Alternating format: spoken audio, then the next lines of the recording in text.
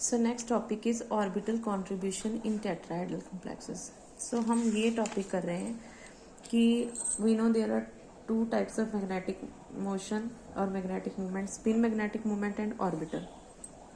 तो अभी हमने किया था कि कौन कौन से ऑक्टाहेड्रल कॉम्प्लेक्सेस है जहाँ पे क्वेंचिंग होएगी और कहाँ पे नहीं होएगी। Now we are proceeding towards tetrahedral complexes. So octahedral में हमने दो टाइप के किए थे कि हाई स्पिन, लो स्पिन, और टेट्राहेड्रल में हमें पता है कि हमेशा हाई स्पिन होते हैं, पेयरिंग नहीं होती है और कंडीशंस सेम ही एग्जिस्ट करेंगी। Orbital should be degenerate, same in size, shape, energy and they should be unequally occupied.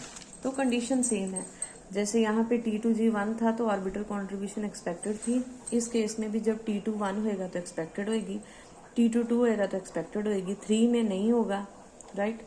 उसके बाद जहाँ पे E के केस में E1 E2 आएगा वहाँ पे भी एक्सपेक्टेड नहीं है, क्योंकि हम ऑक्टाहेड्रल कॉम्प्लेक्सेस में ये सारी स्टोरी डिस्कस कर चुके हैं that in only in case of T2 set यानी कि DXY, DYZ एंड DZX, सिर्फ यही तीन ऑर्बिटल हैं जो एक दूसरे में कन्वर्ट हो जाते हैं। They are similar in size, shape, energy.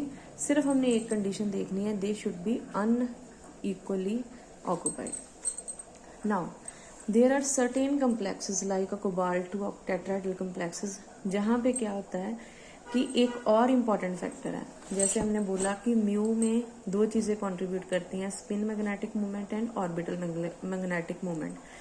तो कुछ कम्प्लेक्सेस में इन दो के अलावा एक तीसरा भी फैक्टर होता है जिसको हम कहते हैं स्पिन ऑर्बिट कपलिंग।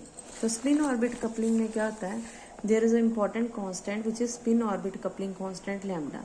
तो इन केसेस में जो म्यू इफेक्टिव होती है that is calculated using this formula.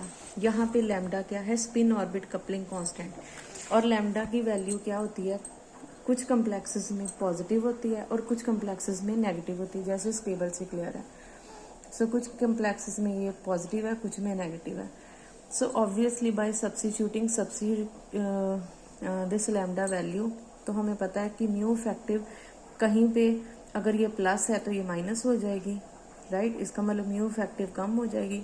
कुछ केसेस में अगर ये ऑलरेडी माइनस है तो माइनस माइनस प्लस हो जाएगा, इसका मतलब उन केसेस में mu effective will be greater.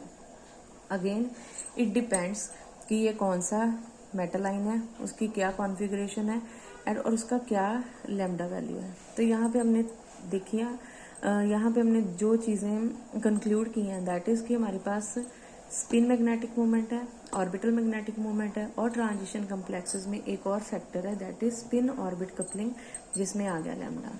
So that's all about orbital contribution to magnetic movement. Thank you.